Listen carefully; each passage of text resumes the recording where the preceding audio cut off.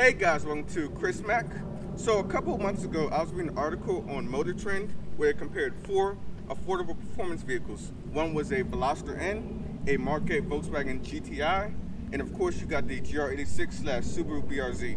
So in this video, we're going to figure out why the BRZ and the GR86 won the challenge. But as always, please be sure to like this video, subscribe to the channel, and turn on notifications. Let's get into this video, shall we?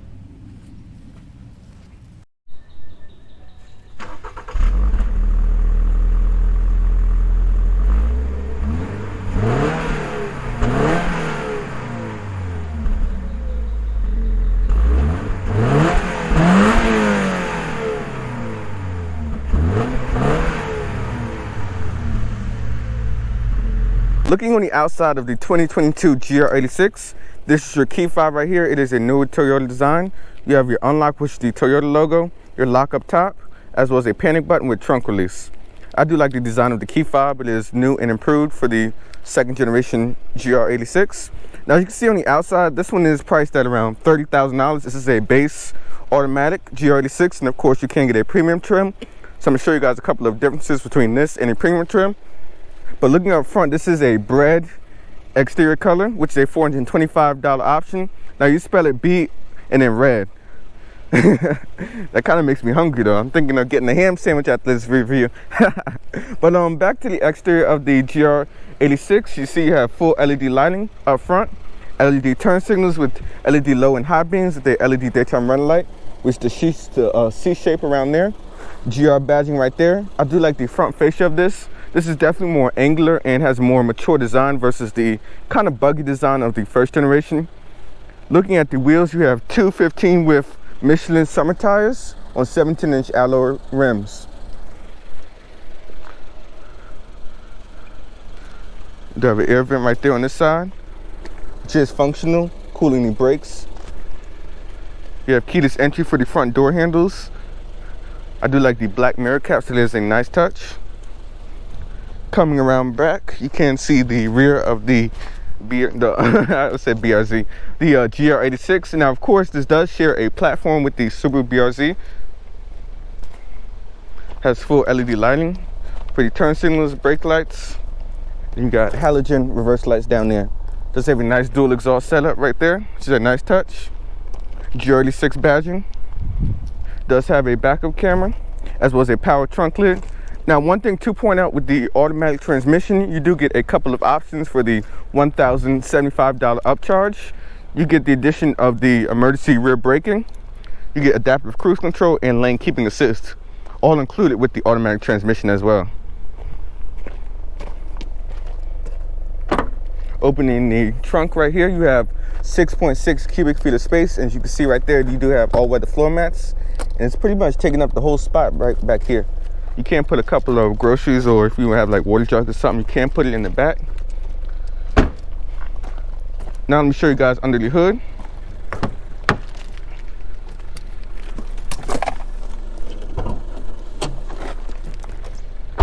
Now popping the hood of the GR86. Let me get that prop rod real quick. There we go. So looking under the hood of the GR86, you have a 2.4 liter Boxster 4-cylinder. So you can see you have 2 cylinders on this side, 2 cylinders on that side. They're going inversely in. But this produces 228 horsepower at over 7,000 RPM and 184 pound-foot of torque. This is connected to a 6-speed automatic transmission. You can get a 6-speed manual. Miles per gallon is 21 in the city, 31 on the highway, and 25 combined. And of course, that is on premium gas. This vehicle is about 2,851 pounds. That's so quick.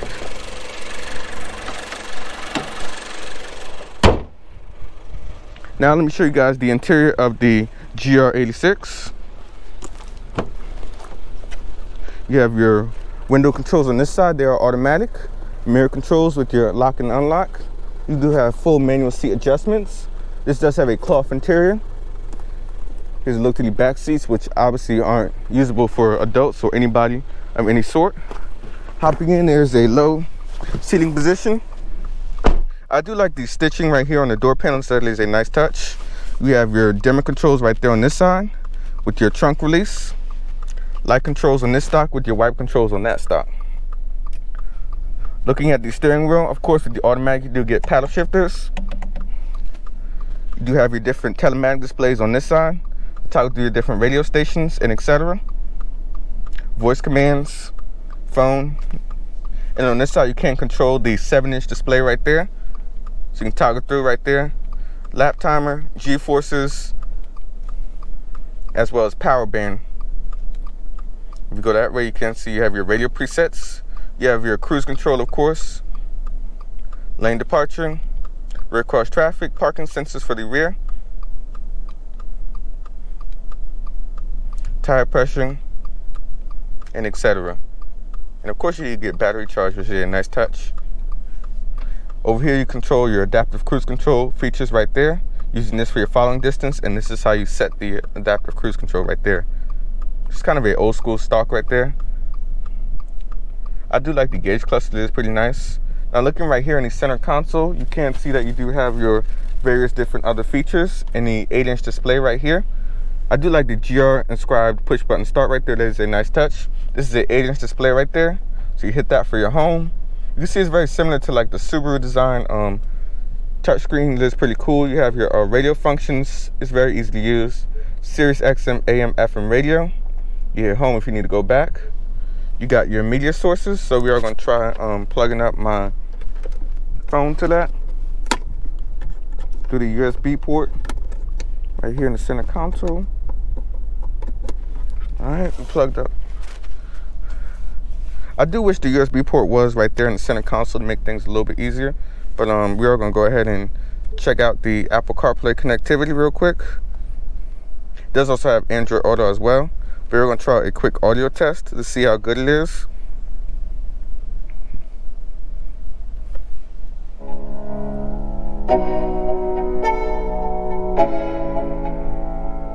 Let's go. Yeah. I'm like an addict, do I gotta have it. I ain't even playing. Now the system isn't too bad. I mean, the cabin is small, so the sound is actually pretty good. But you can get a 8-speaker sound system with the premium package, which will actually improve the interior ambience of the sound. But it does have good bass for a 6-speaker sound system, which is pretty good. You have your phone right there for your different settings when you connect your phone, your apps, embedded apps for your Apple CarPlay. Your travel link right there for your weather, your traffic, and fuel pricing, and etc. Roadside assistance. You have your vehicle settings right there on that side for your clock. You do have Wi-Fi built into the vehicle, which is a nice touch. Backup camera. And of course, just like with the Subaru stuff, you have your birthday, anniversary stuff you can put in there if you're very family oriented. You can turn off the beeps on the interior, call volume, phone, and then you have your different various vehicle settings right there for your cruise control and your automatic emergency braking, keyless entry, welcome lights, and etc. Going back to home, you have your maintenance, your CarPlay, which we already tried out, and then you can also add a shortcut button right there. Now the 8-inch display is flanked by your different preset buttons on the side. So you got your home, phone, apps, radio, track forward and back, your volume button right there. You push that to mute, and a tune button on that side. Now looking down here, you do have a dual zone climate control, independent zones for each side for the driver and passenger, defrost. Now putting the vehicle into reverse, this is your gear shifter right here. This is definitely like that old school, like you could really feel it when you put it in the gear. You have a backup camera with trajectory lines, and of course you have automatic emergency braking for the rear. You have drive, you push it over from manual, push up forward, back. Down here you have your traction control for traction off. You have your different drive modes for sport, snow, and you have a normal preset mode. This is your traction right here. So if you hold that down, you will go into track mode, which will turn off traction and allow a little bit of slip. A little bit of a coin holder with a small cup holder right here. You probably get like maybe one coffee in there, and that's about it as far as storage goes. I do like the parking brake. It has nice stitching right there. It's very easy to use. Now right here in the center console, this is where you connect your phone at. You have a USB port, another USB right there, as well as the aux cord right there. You do have two cup holders right there. They are kind of far back, so if you're like driving right here, you really can't get to them. If you have something right there, it becomes a little bit uncomfortable, but that's just a small thing. Looking right here at the glove box, there's a pretty good room right there. Not too bad for a car of this size. You got air vents, your hazards button. I do like the air vents right there. There's a nice touch with the kind of like cockpit style design right there. Very driver focused. Up here you do have LED illumination. I think that's regular halogens, I believe. But I mean, you have your telematic displays, and then you can turn your lights on when you open the door. You have your mirror. How you guys doing? Hope you guys liking this video. And then here's another look to the back of the vehicle. But we're gonna go ahead and take the GR86 for a quick drive and see how she does. I do like the old school column shift right here. We got really like make motions. It really feels old school. I do like that. But we're gonna put it into sport mode. Hold down for track mode and see how it does. Ooh, you can't see, you get a little bit more slip.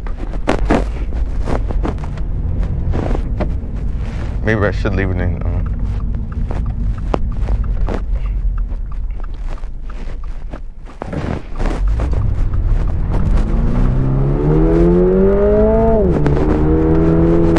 Wow, this thing revs like crazy. That was only like 5,000 RPM.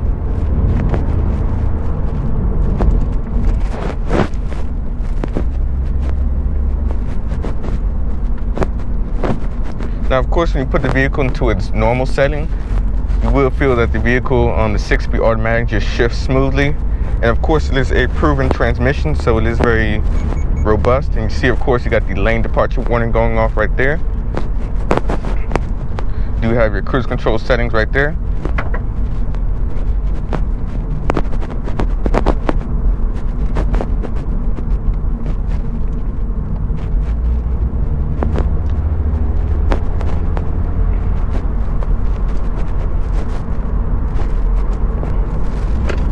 And the turning is good.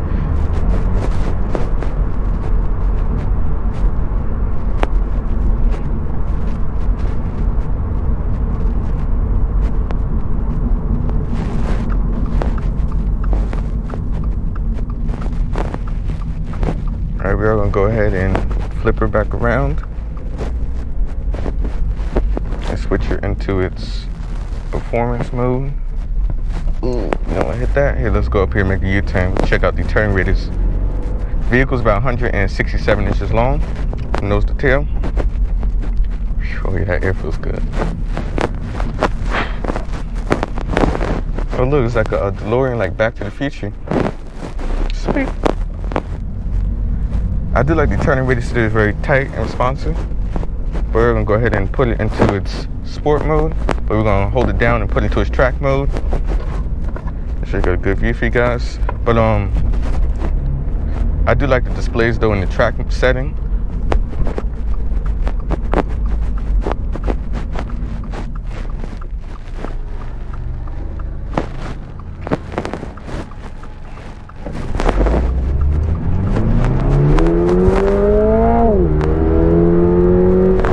And even in track mode, with the 228 horsepower being up high, you can really feel the limited slip differential just pull you around that corner. We're going to try out a quick acceleration. We're going to leave it in its automatic setting. Brake torque a little bit. Ooh.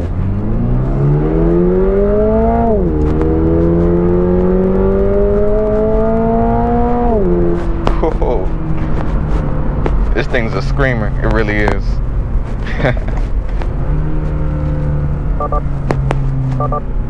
You see it will beep when you shift.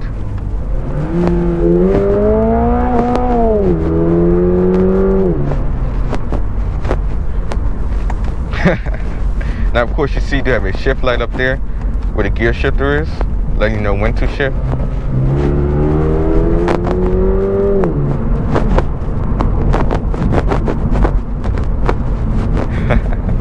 Oh, that turning, oh my goodness.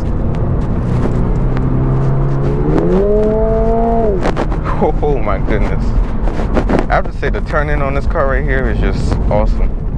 I can honestly see why it won the Motor Trend Challenge when they compared all these, because there's nothing like a affordable, or at over $30,000, a semi-affordable vehicle, performance vehicle that is just fun, and you can just really bring out all of the power. Just something that I do like. Alright, now back in the chilling. I can say though that I do like the power meter right there. There's a nice touch in the center display right there. But I do have to say that the driving impressions are pretty good. The 215 width tires really do grab the road.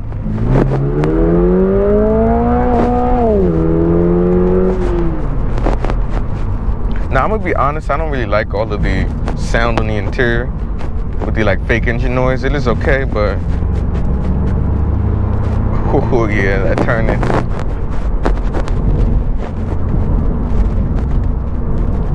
But yeah, I don't like the fake engine noise.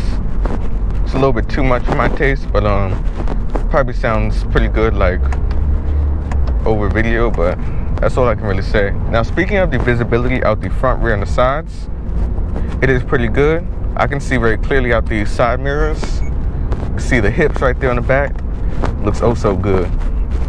And then visibility out the rear is good as well. No really bad views of this car. This thing's a blast, it really is. And of course, if you need more power, I know aftermarket companies are definitely working on like turbos, superchargers, just like the previous generation. I'm not turning, oh my goodness. Alright, we gotta go one more time. Good downshifts.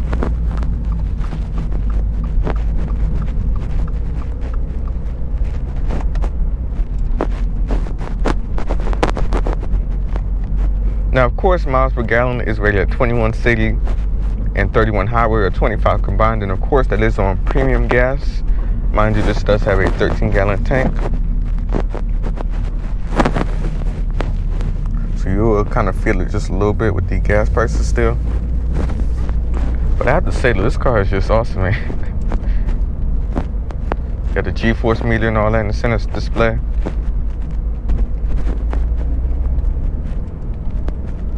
It will leave up the G-forces right there.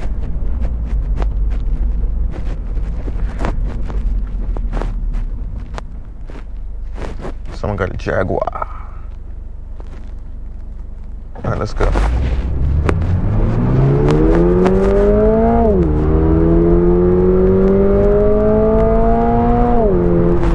can really feel that power up top. Ooh, lovely downshifts. Try one more acceleration.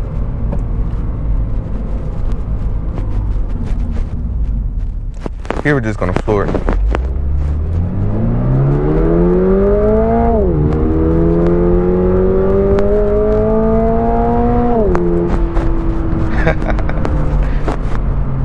Mid-range.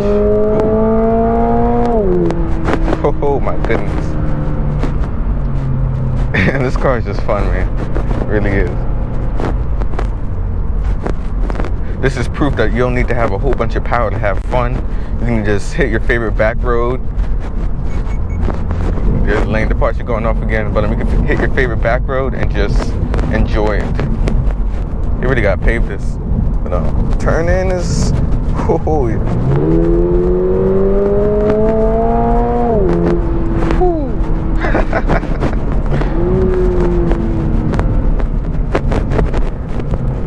Now, if I'm being honest, I would definitely buy this over a Camry, like no doubt.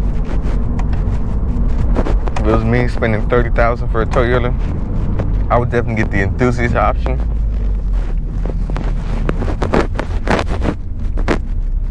To let that car get a little bit further ahead of us.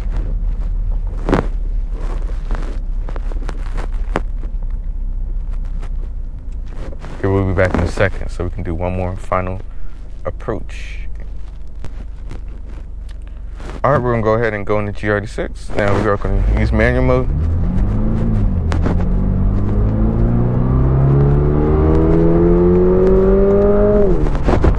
Oh yeah.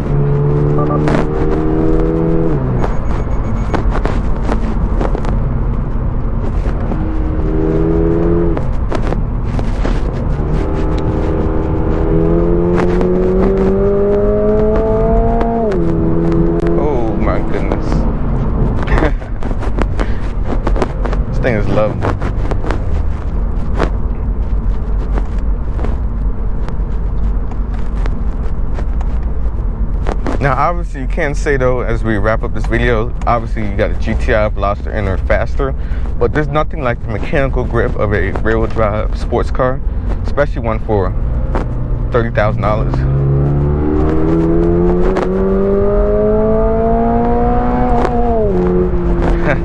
Yeah.